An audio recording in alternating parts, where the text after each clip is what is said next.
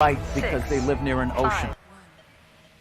All right, welcome to Problem Solver Politics. We are live in the KHTS studio. This is Cardon Ellis. I'm your host today. We're missing Mark Murphy. My co-host is out of the studio, but we are blessed and graced with the presence of Killer Cody Como, our board op. Howdy, everyone. How you doing tonight? And we got a pretty awesome show. We got a great guest lined up today. He's in Dallas, Texas right now, but he's hilarious, and I mean absolutely hilarious. Comedian of the libertarian bent, Andrew Heaton. Andrew, are you with us, my man? I am, Cardon. Thank you. I'm very funny. Yeah. Oh man, I'm coming a little bit already fueled because I was speaking with him in the green room a little bit before the show started. But which is problematic because I thought about it. I think I have maybe 9.5 minutes worth of funny, and we blew through 3 minutes of that. So. I invite your listeners to really sink in for a Rickroll in 6 minutes, and then it's just going to be you and I discussing insurance policies. It's just going to be me asking you for advice on what to do with Geico. Oh, you're too funny. You make me look bad, man. Actually, no, you make me look good, but look bad at the same time.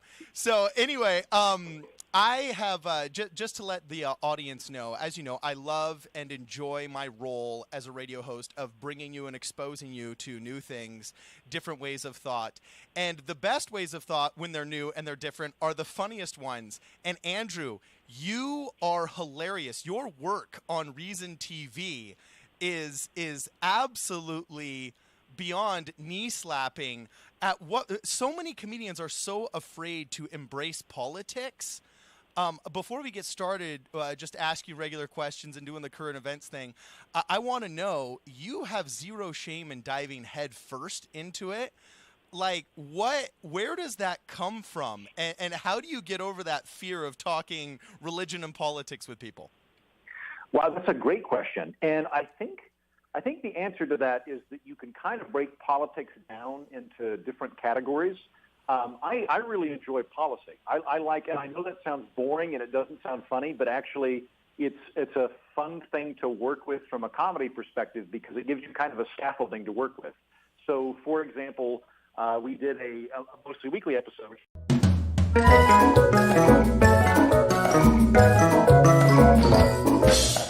What did communists use to light their houses before candles? Electricity. I asked my North Korean friend how things were going there. He said, I can't complain. Yeah. Why did the libertarian quit his job at the Italian car factory? Because he hated fiat. Think. And I think if you're approaching it from that direction, you're not going to have that same bile that a lot of political satirists have. And I think that's what comedians are justifiably afraid of. They don't want to get into a situation where they're going to be, fighting half the room. But if I come in and I'm like, look, I think you guys are probably very nice, intelligent people, and let's work this out. I've got some jokes that sort of explain where I'm coming from. Why don't you lob yours at me, and we'll try and figure something out. It's a decent way you can approach it, and I find that doesn't tend to alienate people either. Oh, well, gosh, that is far too reasoned to be that is far too well measured and reasoned for the modern political atmosphere. In fact, actually, I use the word, no pun intended, reason. Yeah. I see work a lot with Reason TV, which has definitely a more libertarian bent. And I've said, they lean that way. They're libertarian inclined. Yeah. Yeah. Well, that word libertarian is so interesting because I had, for example, the SoCal Libertarians on the program probably about 5 or 6 weeks ago. Great people. And libertarianism, to a certain extent, to me, is kind of like Christian rock. Our show before us is preceded by a Christian rock 2 hours of Christian rock. It's called. So I should watch my language. Okay. Yeah. It's preceded by Barry McGeever, and he's got this Christian rock hour that he does. And sometimes our paths collide as I'm coming into the studio and I'm prepping for my show and he's wrapping up his. And I told him last week, I said, the big problem with Christian rock is there's just no longevity for any of these artists because there's no more angst after, the first album. Like, you can only say my life sucks and I'm addicted and I'm horrible, but Jesus saved me one time. before people, like the problem with the whole Christian rock thing is if you're doing the whole Christianity thing right, you clean your life up and you stop stinking. You know what I'm saying? And so it's a built-in flaw of Christian rock. Well, with libertarians, you just need to get worse Christians. Yeah, you need to get like quarter impulse power Christians of like the variety that goes to church but then goes to the bar afterwards. Then you might get some really good albums in there. Yeah, and so like unfortunately, I would say I self-identify most as a libertarian myself, except for maybe some foreign policy things and an occasional personality problem, that I see amongst individual libertarians. I say I identify libertarian most. I find it the smartest and most constitutional approach to modern politics. But just like Christian rock, we got this built-in problem where it's just like if you're a good libertarian, you're ineffectual in politics. Like that's why Ron Paul always had to run as a Republican. So like what attracted you to libertarianism and what I guess what would I say is keeping libertarianism from spreading? Because to me it's the perfect amalgam of everything good about both two parties that we have. But it's like the little brother in politics that nobody takes seriously. Like, why is that, and how do we change that? It's very strange. The other day, somebody, and like I'm not like we've been talking for a little bit. I'm not a bomb thrower. I like interacting with people, and you and I are probably on the same wavelength. But someone was there like, oh, so you're a radical libertarian, huh? Like just doing crazy stuff. And I was like, I like gay people and markets. How is that? How is that insane? How, like that strikes me as like the most moderate position you could possibly adopt. Is like commerce is good, also so are gay bars. Yeah. How like why is this crazy to the American electorate? I think there's a couple of things there. I think a really big part of it is just that we are living in an increasingly tribal culture, and I think that's going to swing very hard against anybody that's not part of the two parties. And I'm so frustrated because I think. How many people live in America? It's either like 380 million or 600 million. I don't know. It's a lot, right? Let's say 300 plus million. I'm safe if I'm in that zone. Sure. I am personally insulted by the concept that there's one of two options, that everyone in America is either some percentage liberal or some percentage conservative. We're a lot smarter than that. We're a lot more complicated than that. We're a lot more nuanced than that. And it benefits the narrative. If you are a partisan and you just love the Republican Party and you hate the Democratic Party, or you hate you love the Democratic Party, you hate the Republican Party, you don't really want other people to come in. You don't want another system to enter this, because then that blows the narrative apart. And it also makes it so that you now have to engage with ideas rather than just reflexively hate whoever's on the other team. And I feel like if we could time travel back to like 19th century England when they're freaking out about whether the Catholic is on the throne or the Protestant's on the throne, and I were hypothetically Jewish, I feel like it's me talking to people and they're like, all right, so you don't believe in papal infallibility, so you're mostly Protestant. And then the Catholics are like, oh, but you like traditions. You're Catholic on tradition. And I'm like, no, I'm Jewish. They're separate. They're not all. I'm not part of your thing. You've got a weird dichotomy. So I think that's part of it. I think we're living in a really tribal time. And the bizarre thing is that electorally, most people are no longer Republican or Democrat. 40% of the people in the country are independents, like me. Now that we're not all in the same ideological pot, but the actual kind of diehard Republican Democrats, they are now no longer the majority, either party.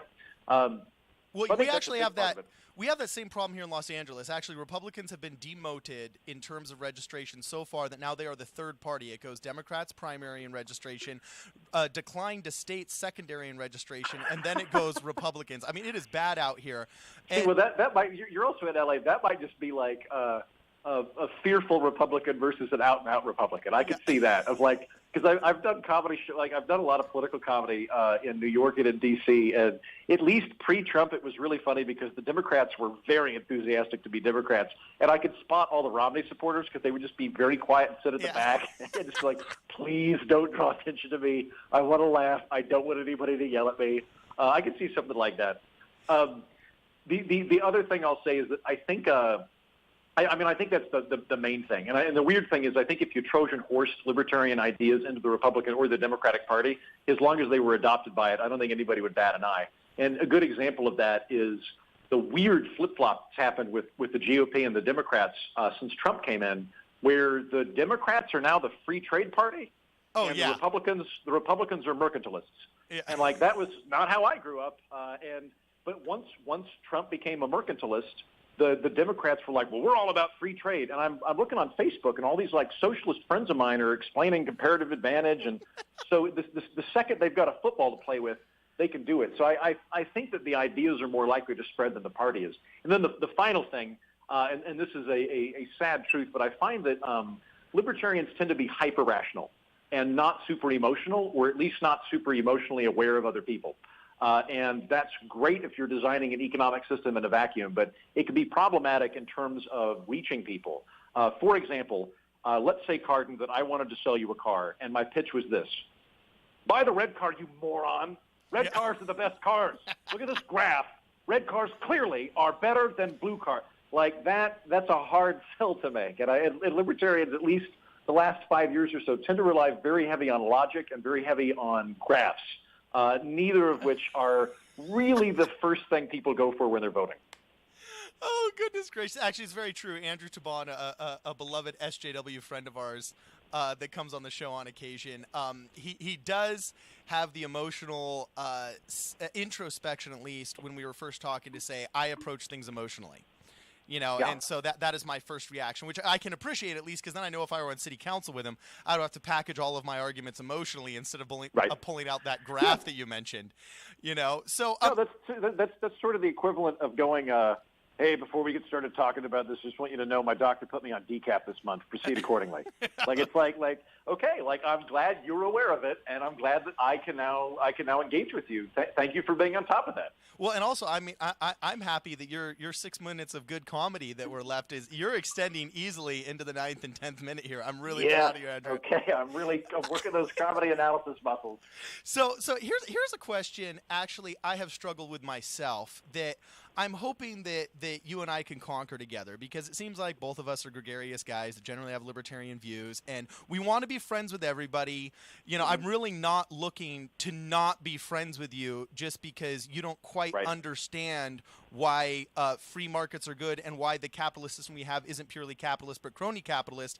And I'll gladly sit down and have that in-depth conversation with you, but I know that your brain can only handle about 30 minutes at a time, and after those 30 minutes I better start talking about pop culture before I melt your head, So here's a problem that I have, though, and that is with the labels. I'm not one of those guys that says, oh, labels have no meaning. We're all God's children. Our brain does have to simplify certain arguments into certain categories so we can really start to dive into understanding the world around us. But I have so struggled with even how to self-identify. I had Dave Rubin on 2 weeks ago, and me and him talked about how I'm actually wildly liberal. And I strangely feel like libertarians right now are the most liberal. And when I talk about certain policy things, and I don't mind getting into nitty-gritty of policy with you, I oftentimes tell people we need to fix our immigration system because we lose our liberal ability to help if our economy is crashed because of illegal immigration. You know what I'm saying? To me, it seems like the libertarian approach to politics actually fulfills the most of those liberal ideas that I was raised on. You have to understand, I was raised by a public educator, a mother who literally said, Cardon, if I were in Mexico right now, I would run too. We need to help these people. Bleeding Heart was personified by my mother. You know what I'm saying? And that's what I was raised on.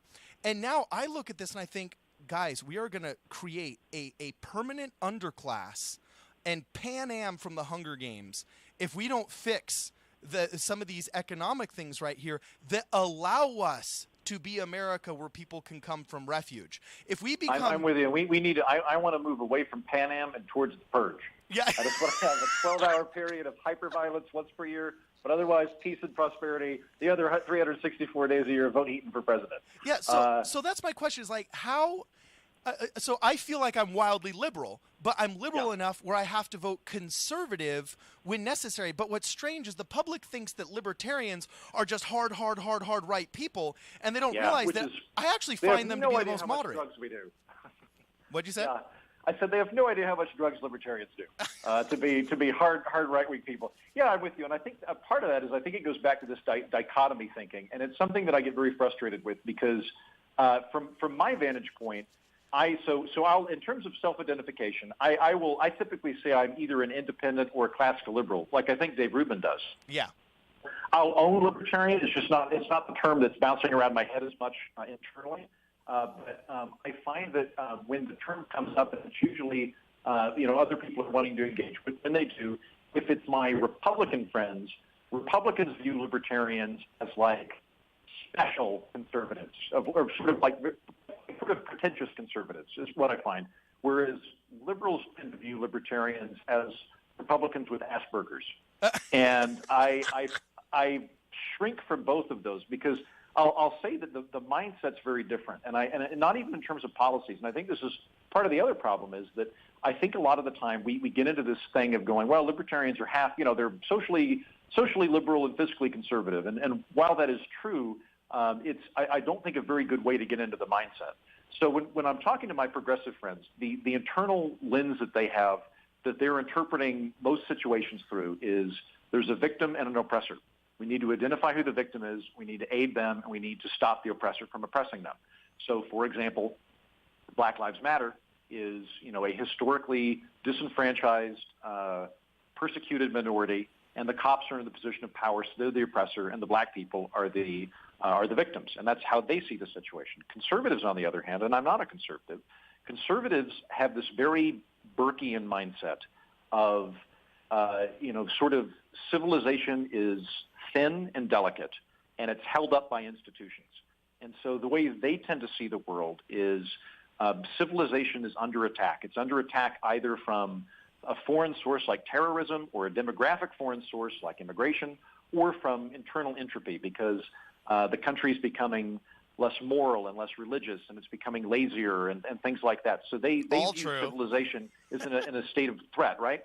So when they look at Black Lives Matter, they see cops under attack, and they're like, look, cops are what holds law and order in place. When you start kicking that, it's like you're kicking the leg of a table, and when you kick it too hard, you're going to bring the table down. And libertarians tend to view things in terms of is it cooperative or is it forced? So a lot of situations, a libertarian will just kind of be tone deaf to. So if a company like I guess maybe like say like legalizing marijuana, and I don't really like marijuana. I think you guys legalized it in California, which I think is awesome. But I don't really see it as a situation of anybody being as oppressed. It would kind of take mental gymnastics to like legalize marijuana because of minority interaction. And I also think it's a weird way to look at it of like, well, we need to legalize marijuana because, it's diverting a lot of resources away from cops that could go towards murder, which is true. I look at it and I'm like, are you in your own garage? Do you own your body? Then do whatever you want with it. I couldn't care less. As long as you're mowing your lawn and not hurting anybody, I don't care what you do in your garage. And that's the libertarian. Are you okay with maybe smoking weed while you're mowing your lawn, technically, outside of the garage? 100% go for it. Just don't do it in the break room at work. Don't do it on the airplane. But otherwise, I don't really care. And so there's that much more where I get worked up, or I'll say like being in the classical liberal and the libertarian mold. Like if you wanted to form a hippie commune with your friends and like share all of your resources and be socialist, I am 100% for you. I'll come buy your hemp. I'll buy sandals that you make and stuff. Where I get problematic is if you go, this is a great idea. Let's enforce this on 300 million people. Then I'm like, whoa, slow down now. I'm perfectly fine when you're doing it voluntarily with your buddies. I don't want you to force me to do it. But those are three different ways of looking at things. And if you're going to try and look at everything as it's either A or B, then the libertarians are always going to people are going to try and mash it into that dichotomy, and it's not going to work very well. All right. So check this out. We're going to have to take a brief commercial break here. We're going to be back in 60 seconds. We are right now on the line with Andrew Heaton, independent/classically liberal/libertarian-leaning comedian of the First Order. Don't touch that dial. We're going to be back in a second. This is Problem Solver Politics.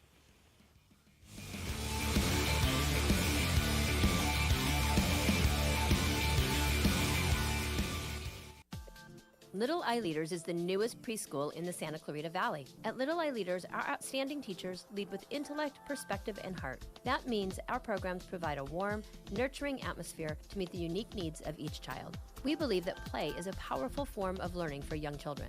That's why our kids have every opportunity to learn through the magic and excitement of play. Parents, schedule a tour today by calling 303-0400 or online at littleeyeleaders.org. Your hometown station. It can happen at any time. Breaking news in the Santa Clarita Valley. KHTS has you covered. Brush fires, emergency freeway closures, police activity.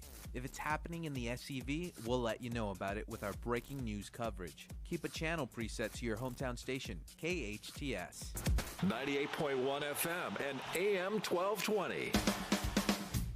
Hey guys, this is Cardon Ellis, host of the new show Problem Solver Politics, an independent political talk show that keeps you up to date and in the know on the latest political happenings both nationally and here in the Santa Clarita Valley. Now, this isn't your usual partisan political talk show. At Problem Solver Politics, we don't rant, we don't spew talking points. We have experts from all avenues talk about specific problems and how to solve them. And if your party is in the wrong, we will tell it to your face on air every Sunday at 7 p.m. Santa Clarita's hometown station. Now FM, 98.1 FM and AM 1220. Your hometown station. All right, welcome back to Problem Solver Politics. We are live in the KHTS studio, and I'm your host, Cardon Ellis, joined with my co-host, Killer Cody Como. Howdy, howdy. And we are on the line right now with, at this point, I mean, easily one of my top three comedians in existence right now, Andrew Heaton. He's a classical liberal / libertarian leaning / independent comedian who is not afraid to dive into the hilarious world of politics and policy. You can check out some of his work on Reason TV. And also, Andrew, how can people reach out and follow you on social media? If you want to be buddies on social media, you can follow me on Twitter at Mighty Heaton. That's probably the best thing. And I will suggest, because your show is on Sundays and it's a weekly show, right, Cardon? Yes. So that leaves 6 days where people are desperate for good content. I can fill 5 of them because I have a daily podcast called Something's Off with Andrew Heaton, where you can get the same level of wit you've just experienced on a daily basis. Awesome. Well, you can count me in, man. You can count me on. I just looked this up. I didn't realize it. I've seen you as a guest on the Blaze, but I didn't realize that your podcast is on Blaze TV. It is, yeah. They got me about 2 months ago. So if you have the Blaze, you can actually watch me. I look like a bearded Kevin Rudd, or bearded Paul Rudd. Sorry, Kevin Rudd would be the former Australian Prime Minister. I look nothing like him. I look like a bearded Paul Rudd, kind of like the Craigslist version of Paul Rudd. So I know that I said I'm a huge fan of yours, but obviously I'm not huge enough because I didn't realize that the Blaze had picked you up. That's a big deal. That's cool. I was just familiar with your stuff on Reason. I'm a thing now. Yeah. Yeah, you're a big deal, an official big deal. You can wear the T-shirt. So I need to be more of a jerk. I really have not let this go to my head enough. I need to like kind of up my game in terms of shoving people out of my way and yelling at interns, just to emphasize my newfound level of power. It's because you're hanging out in Dallas, man. Just give it 6 months in Los Angeles, and you'll just be as snotty as everybody else here. Oh, can I for a moment? I'm not gonna rag on LA. I don't want to rag on your audience, but I will rag on New York because I just moved to Texas. I moved to Texas about 6 months ago, so I've been down here for a little bit, but I've been living in New York City the 6 years prior to that, and I am thrilled to be back in a part of the country where direct eye contact is not considered a prelude to murder. It is great. That was like I enjoyed New York, but like I'm from Oklahoma originally. I'm a friendly guy, and I would walk around in New York for years, and I had to say, like, I saw someone that I knew was my neighbor, and I went, "Oh, good morning," and the guy went, "I don't want any drugs." And I was like, "Oh, I don't belong here at all. If you think I'm trying to sell you drugs just because I said good morning." So Texas has been a lovely reprieve in that regard. All right, that's funny. I lived in New York as well. I didn't experience the apparent solicitation of selling drugs on the street, because I'm 6'6". People just usually cross the street. They just cross the street. And I lived up in Harlan. They assume you're just going to rip them apart limb from limb like a giant. Yeah, I was in a very inexpensive apartment, and I realized it was inexpensive because it was in kind of a rougher part of town. And then people would ask me, like, haven't you had problems up there? And I won't name the part of town because I did really enjoy it, and I love my neighbors. But, I did come to realize after a while that, when you're 6'6", you weigh 270 pounds, just things change a little bit, So anyway, here's my question for you. We introduced you as a libertarian comedian, and I myself has said, just like you, that I feel like I'm a classical liberal, independent thinker, so I'm not just going to sell out to Republicans or sell out to whatever the Democrats say. And this libertarian title has bubbled to the surface in my life as I've tried to self-identify.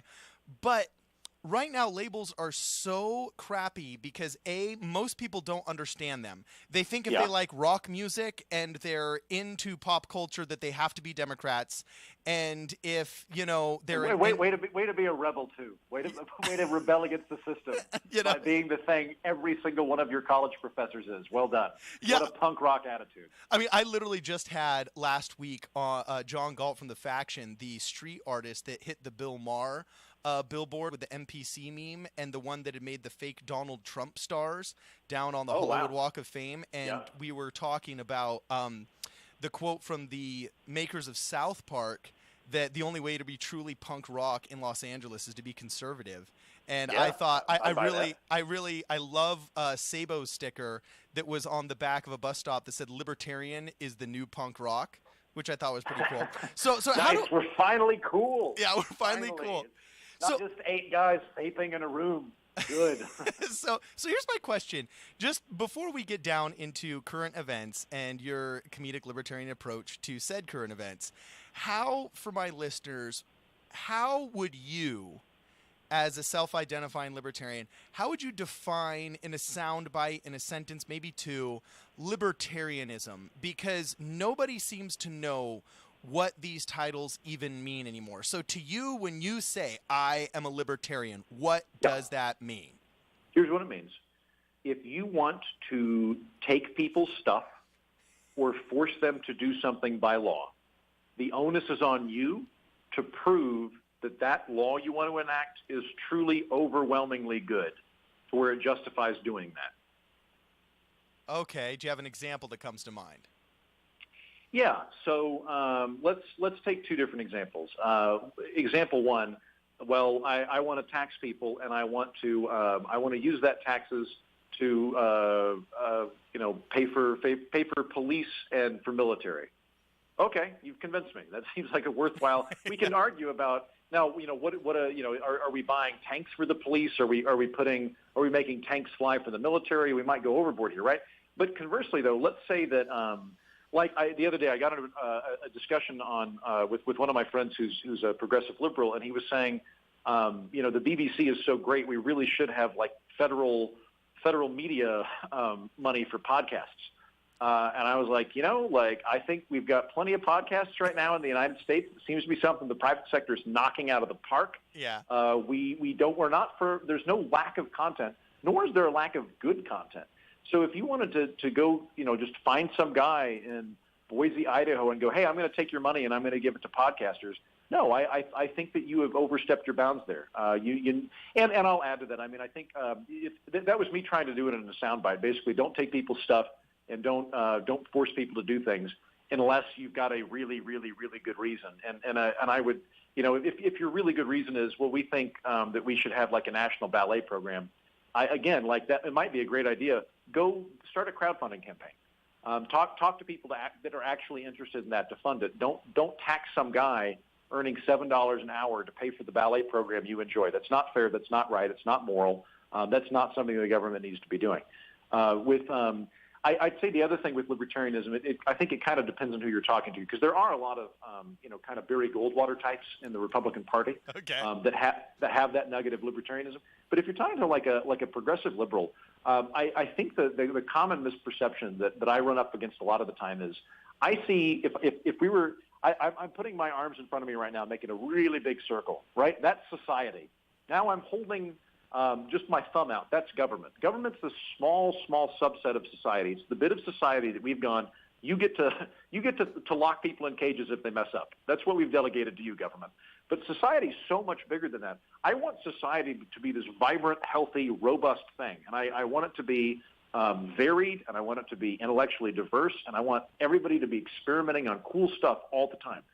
And so if I don't want something to be funded by the government, it doesn't mean I don't think it should exist. It means I think it's handled better by the private sector, and that for crazy reasons, maybe I don't want to put a bunch of money in a system run by Donald Trump, the guy you hate. Maybe I think that's something that could be handled better by folks like you and me if we just got together and worked on it. Now, I'm so glad you mentioned that, because for years I was saying, guys, these executive orders underneath Obama are not good. This is foreshadowing something very bad. And then I always say, what would you do? Like, for example, here in California, we had a very controversial law called Proposition 8, had to do with gay marriage. Ultimately, It was overturned by an activist judge, for lack of a better term. And everybody cheered because, nobody really cares anymore about, the whole gay marriage question. That's so early 2000s and 90s, Yeah. And in reality, when you poll the American public, like, I was always in the I don't care club. Nobody cares. But this is what I did care. I cared that an individual judge could overturn a law that was voted on by people. And I would say, guys, I don't think this is necessarily good the way this went down, because what if you had a very hyper-conservative judge in Wyoming, where the young man was beaten to death for being gay back in the 90s? And I said, what if that judge literally just said, oh, well, you know what? I'm tossing out this whole gay marriage bill. Like, boom, no, not in our state. It's unconstitutional. And in the same vein, what if all of these different executive orders, instead of working for the politics you're in favor of, all of a sudden started working you against you, and we had a president you hated that wasn't this urbane, good-looking, attractive philosopher king that you agree with? Yeah, philosopher king you agree with. And now they're like literally living with the worst of their fears, with the greatest of the powers that they gave that previous philosopher king. And so I look at this and I think, okay, the decline of America is a completely bipartisan affair. What McCarthy did to make Republicans look bad and right-wing and conservative and statist is, did so much damage that I think the reason why I was raised by liberals, because how you defined libertarianism to me was the exact message I was hearing from all the liberal Democrats that were raising me and teaching me in California in elementary school and in junior high. But now they've become the statists. Yeah, absolutely. The statists that want to shut your speech down and say, the new McCarthy trials are the MAGA hats. You know what I'm saying? The new McCarthy trials are the MAGA hats, and they don't just want to shut you up. They want to ruin your life. I think it's even more insidious than McCarthy, who it won't surprise you, I'm not a McCarthy fan. Yeah. But I feel like we've had this bizarre cultural shift, and it's so in the 50s, like there's actually a Supreme Court case that George Carlin got. Because George Carlin was censored, because he was using inappropriate words, and so he was legally censored. And it got to the Supreme Court where I think they struck it down, or where they sided with Carlin. I believe, like we have greater freedom of speech because of George Carlin. But there was this impetus from conservatives for years to try and by force of law limit what you could say, and the progressives and presumably the libertarians, wherever they were in that mix, were in favor of freedom of speech. And there's been this interesting shift over the last 10 years, maybe before that, but I think over the last 10 years in particular, where no one's really contesting your legal right to say stuff. But if you step out of line socially, there is an impulse largely coming from the progressive left to not just censor you or censure you socially, but to ruin you, to absolutely destroy you. And it's I am more concerned about that, because if it were a situation where I say the F word and a police officer fines me $50, I'm not that bothered by that. I don't mind. Then I'll say the F word in a basement and no one's going to care. And if they do, I guess I'll just deal with it and then I'll get out of jail. But if you say the right thing the wrong way, if you say the wrong thing, if you just, and this is something you and I probably deal with, Cardon, by virtue of having to fill a lot of content. If something's happening and you're honestly trying to interpret it and you're thinking out loud, which is something in media that if you're covering anything happening as it's happening, you're going to do. You might step in something inadvertently with no malice in your heart, with no bigotry there.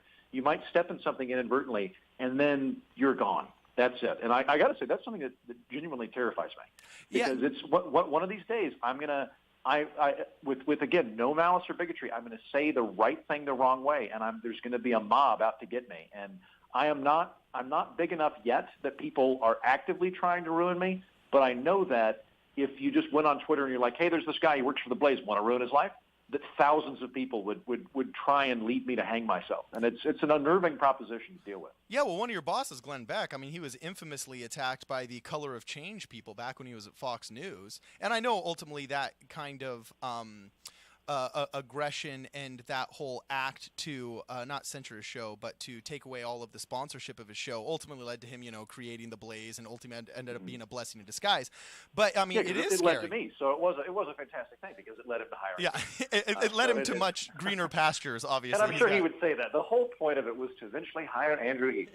But yeah. He did go through it. It happens a fair amount, and it's tricky because I will say that like I get it with like an Alex Jones type character, where I think Alex Jones is two things. I think he's one, just absolutely peddling crap to people. I mean, he's out selling things. He's a snake oil salesman. Well, kind of like BuzzFeed now sells cookware. Oh, do they? Yeah, BuzzFeed has to compensate its lack of finance on its journalism by selling other goods. It's actually one of the problems of online journalism. But anyway, keep going.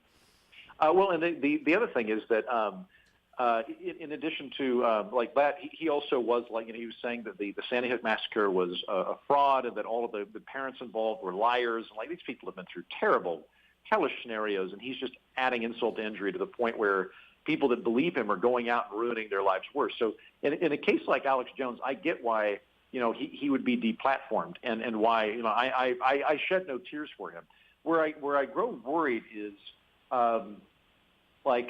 this sort of the rise of telepathic pundits, where I can go on a show and talk about something and they could look at me and go, you know what you really think though? I know what you think deep down, and then explain it to me, which is always a delightful thing to do to another person, is go, hey, I know that you're a secret bigot and that you don't even realize you're a bigot. So I'm going to explain to you how you're a bigot. It's just a delightful feeling. Now, I love that you mentioned this because you're hitting and you're totally resonating with me right now, because I read 1984 like once every 4 or 5 years. Okay, yeah. And I have to tell you, everything. One of these days, Cardon, I believe you will pass English 301. I think you're going to make it, and I think you're going to get that degree, and I will show up. Do you hear that, Mrs. Williams? Do you hear that? Give me the D. Give me the D. So anyway, this is a big fear of mine that I'm really curious what your opinion is and how you navigate these minefields. Because, for example, I was on Facebook the other day and we were arguing about the legalization of marijuana. There was actually a law that was getting passed in the state of Utah. The LDS Church had opined, the Housing Authority had opined, Orrin Hatch had opined, and everybody was arguing in the court of public opinion. So much opining in Utah. All of this opining all the time, guys. It's all the pine trees. Opining so much. Yeah. Take up golf. So I had pointed out that, look, conservatives have opposed marijuana comfortably for the past 50 years, despite consistent scientific evidence that their worst fears will not come true. And Democrats have consistently advocated for its use, knowing that half of these people that have medical marijuana cards are liars and they're just using it as an excuse to get high. So both parties, in my mind, don't really have any credibility. We should just view this as, can citizens do what they want in their garage? And also, let's very quickly, I want to point out the Democrats have not been pro-marijuana. When you go back and look at maybe the California ones. Maybe you go back and look at like when the drug war was really percolating. You've got guys like Jeff Sessions. You also have guys like Joe Biden, because the Democrats in the 90s wanted to come in and oh no, we're tough on crime. We'll absolutely throw people in cages for smoking pot. Yeah. And there was good bipartisan consensus on locking people up for 30 or 40 years for nonviolent crimes. That was something Republicans have absolutely need to own up to. But same with the Democrats too. And it's kind of this weird deal where I feel like it's the same with gay marriage, where the libertarian position is like, what do you want to do? Okay. Yeah. Are you taking my money? No. All right. Well, have fun then. I'll be happy to rent you a boat. Whereas the Democrats are kind of late to the game on that one. I mean, I will say if you were pro-gay marriage in the 90s, you were more likely to be a Democrat. But at the same time, up till 2006, Hillary Clinton saying she's not for gay marriage. Yeah, and in his first Obama didn't come out for gay marriage till his second term. Before that, he was in favor of it being a state issue. I don't think the Democrats were brave or brazen on that. I think they were very careful and very as a whole. By the way, if there's Democrats listening to the program, I'm not saying you or your friends. I'm saying the leadership of the Democratic Party was canny and strategic rather than brave in terms of pushing gay rights and in terms of marijuana. Yeah, now, I'm glad you mentioned that because when I'm talking with my more progressive friends or my Latino friends who say that, Donald Trump and Republicans are racist or yada, yada, this and that, I will get to my question, but I do have to, tie up these loose ends. I do always say, hey, Reagan was actually the first president who invited an openly gay couple to the White House. I mean, that's a bigger step than making a speech about it.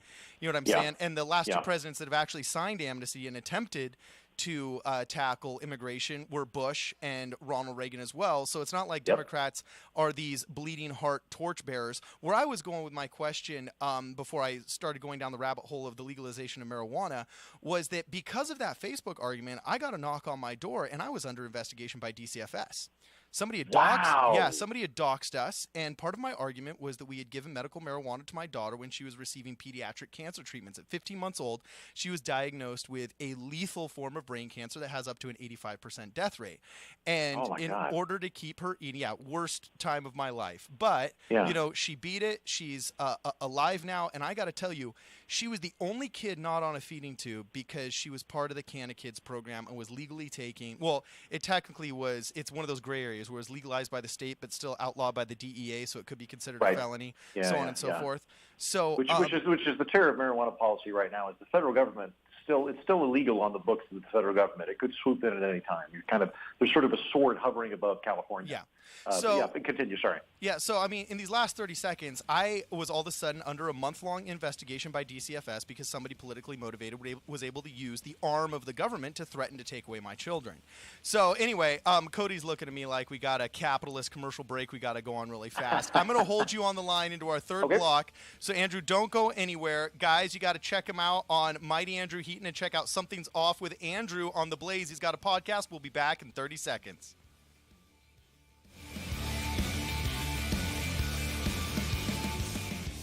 If you'd like to take your business up a notch, take a look at Elite Magazine. Linda and Mo Hafizi, owners of our Valley's two leading magazines, the Magazine of Santa Clarita and Elite.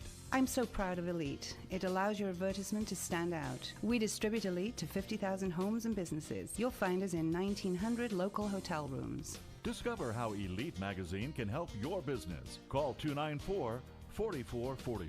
Superior quality is second nature to us. Just ask our advertisers. You choose your dry cleaner for convenience. Maybe it's time to choose a dry cleaner that is not only convenient, but does quality work at a reasonable price. Town Cleaners. They're in the center of our valley, and they offer free pickup and delivery anywhere in Santa Clarita. Town Cleaners, a dry cleaner who goes the extra step. Their stringent quality control ensures the highest quality cleaning and pressing for your garments. And now through February, save 50% on all dry cleaning orders. Town Cleaners on Soledad and Rainbow Glen. The anticipation of having a baby brings much excitement and hundreds of decisions. When choosing where to have your baby, choose the best. Providence St. Joseph Medical Center. The new Women's Pavilion combines expertly trained medical staff with luxurious labor and delivery suites and the area's most advanced neonatal intensive care unit. You and your new baby will get the best start possible. For more information and a tour, call 1-888-HEALING. The road to healing leads to Providence. In times of economic uncertainty and chaos, your money means nothing. You may not even be able to get it from your bank or ATM. And the money you do have in the stock market will go down and down. What you can bank on is gold and silver. Gold and silver have been a reliable and trusted form of currency for thousands of years. Gold and silver have never been worth zero, and typically gold holds its value during economic turmoil. Call the Gold Hotline now and learn how to protect your money and your assets with gold and silver. And learn how to set up a new IRA or roll over your current one into a gold-backed IRA. Protect your money from the next market crash with gold and silver. Call now for your free gold guide. 800-296-1334. 800-296-1334. 800-296-1334. That's 800-296-1334. Santa Clarita's hometown station. Now FM 98.1 FM and AM 1220. Your hometown station. All right, welcome back to Problem Solver Politics. We are live in the KHTS studio. I am your host, Cardon Ellis, joined by my co-host, Killer Cody Como. Howdy. Promoted the co-host, I guess. Yeah, I was about to say you haven't really opined. I know that's a word that Andrew Heaton likes a lot. You haven't really opined a lot in this show. We got to get you in, Cody. You've been the silent wallflower, man. Yeah, well, you guys have been great. Letting you have some space, you know. All right, so we are joined right now on the line with Andrew Heaton, a hilarious libertarian comedian, calls himself a classical liberal / independent / libertarian. He's got a podcast, Something's Off with Andrew. Online it says Something's Off with Andrew H. I like it. It's like a kindergartner's last initial. Anyways, he's funny, and he's got a pretty regular contribution to Reason TV, the kind of libertarian-leaning media outlet that's online making hilarious stuff. I'd actually downloaded, Andrew, some of my favorite clips of yours, like the Kavanaugh hearing where your co-host gets up and says, all right, all of us know we got 30 seconds to get our campaign donation sound bites out. And I loved your piece on libertarian dad jokes. Oh, yeah, thank you. Yeah, that was a lot of fun. I did that with Austin Bragg, who's also a very funny guy. Oh, he is absolutely hilarious. He might have even upstaged you. I'm sorry. I agree. No, I agree, because he is so brooding and foreboding looking, and he's also he's a very funny improviser, and I don't mind being upstaged by Austin. He's funny. Oh, that's hilarious. So anyway, I had a question before we went to our capitalist commercial break. We mentioned that I had been doxxed and I'd had an anonymous tip, and that's what frustrates me, is because all of a sudden anonymously somebody can tip, and their accusation was that, I was illegally administering controlled substances without doctor's consent, which obviously it wasn't. You know what I'm saying? That I was, engaged in all this nefarity with my daughter, a.k.a. trying to save her life. And I was basically doxxed, for lack of a better term, and subjected to a month-long investigation. Now, I don't say that Which sounds super fun. I imagine that doesn't take any time at all. Yeah, harrowing. And it's probably not remotely stressful. Yeah, no, I was about to say it was absolutely harrowing. Now, I do give massive amounts of credit to the people conducting the investigation. That they were operating in good faith. And they were very classy and they were very professional about it. But when you've got this, sword of the U.S. government hanging over your head that could drop because of any kind of technicality that you're wildly aware of, it's harrowing, and it lasts a month. And you have no idea what kind of stress it is as a parent when you think that your children might be taken away from you. So anyway, that was one of my experiences. Have you ever? I asked you at the beginning of the show, and I said, you're really brave for joking about politics, because the new McCarthyism is literally the, quote, progressive left right now, trying to shut you down or ruin your life. Like, even just shutting you down is not enough. They want to ruin you in the meantime. I feel like there is a daily, and I don't want to pin this entirely on, I don't want to say this is progressives, but there is an American fixation right now on everybody wakes up and goes, all right, let's find a monster and then drown them in an ocean of bile. And that will be our Orwellian 2 minutes of hate. Well, it's funny. I get up and I'm like, I don't really like being filled with righteous indignation and rage. That's just, I like coffee. Coffee is my thing. I kind of want to read The Onion and just kind of have a good time. And like, if something bad's happening, let me know, but I'm not going to go looking for ways to be angry. That's stupid. So has it ever negatively impacted you? Have you ever been doxxed? You ever been, felt like you lost out? Well, I haven't been, nothing legal like that. I've never had any cops called on me or anything like that. My experience with law enforcement's been very positive, and I haven't had anybody try and crush me through the court system or through cops or anything. I know that I have lost out on some job opportunities. I don't know the extent of them, but a couple of my friends that have recommended me for projects have told me later that I got blackballed because they Googled me and it said libertarian comedian, and they were like, "No, thank you." So I know that has happened. I don't know. It's Is that why NBC's not calling me back, Cody? Is that why? Could be. Although I will say I got invited to apply for to submit as a writer for Last Week Tonight with John Oliver. I didn't get it. Hence why I'm doing a podcast. But I'll say I don't think that was the deciding factor. I'm fairly confident that they knew my politics because at that point when they were doing it, it was invite only. And I think when they invited me, they would have known my politics, which tells me that they were okay with it. And I know the guy that got the job, so I don't there's some good comedy writers out there that are not bothered by it. And I will say, I think the biggest one, the looming one, is that basically maybe 3 days after Donald Trump got sworn in, the dating scene changed dramatically. In that. It was like previously, I lived in New York. Most of the girls I dated were Democrats, and that was fine. And and then once Trump got elected, it was kind of like, so you're a progressive Democrat, right? And I'm like, no, I'm lead libertarian. I probably agree with you on all the stuff you're mad about. Nope, not good enough.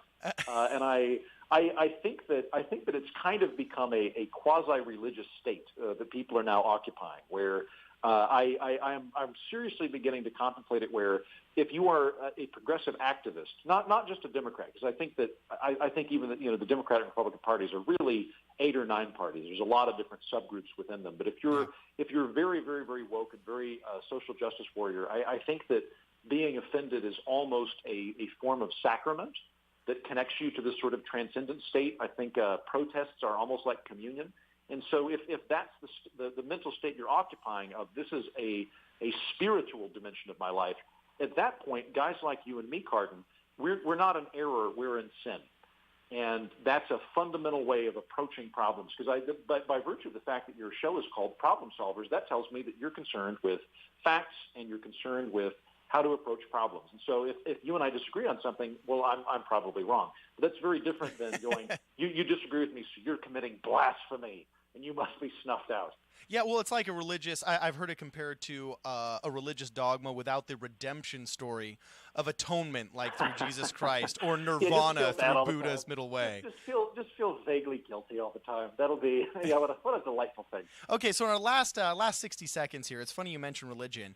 One of the biggest lessons I ever learned at church was that we can operate out of one of 2 emotions, either fear or faith. I'm curious, as an intelligent libertarian who's a comedian, we used to listen to politicians and laugh at comedians, but now we laugh at politicians and listen to comedians.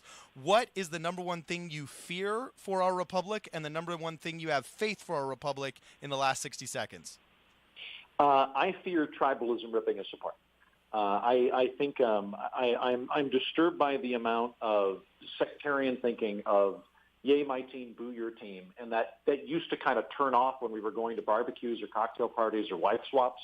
We could put that behind us, but I'm worried that that's going to accelerate. My hope is that this is a temporary thing. My hope is that Trump will wind up being a kind of chemotherapy for the United States, and that a lot of this will burn out. But I think if we continue on the current trajectory we are of just increasing anger and bile and kind of tribal thinking, there's not going to be a lot of good stuff that comes out of that. All right. Well, we got 15 seconds left. You have to tell everybody, my man, how they can find you, your Twitter, your Facebook, your podcast. How can my listeners reach you and get more of Andrew Heaton? So, guys, by this time, I know for a fact that you're all in love with me, and you've also lost weight listening to me and Cardon talk. That's how good our chat has been. If you want to keep it going, you should listen to my podcast, Something's Off with Andrew Heaton. You can get that on iTunes. You can get it on Google Play. But Something's Off with Andrew Heaton, I promise every day I will have funny and thoughtful guests from a variety of different positions, and I will increase your brain matter and make you taller and better lover. All right, awesome. Well, Andrew, it has been an absolute pleasure having you on the program. Guys, you got to check him out. Check out his podcast. Check out his Twitter. You guys have been listening to Problem Solver Politics with me, your host, Cardon Ellis, my co-host, Cody Como.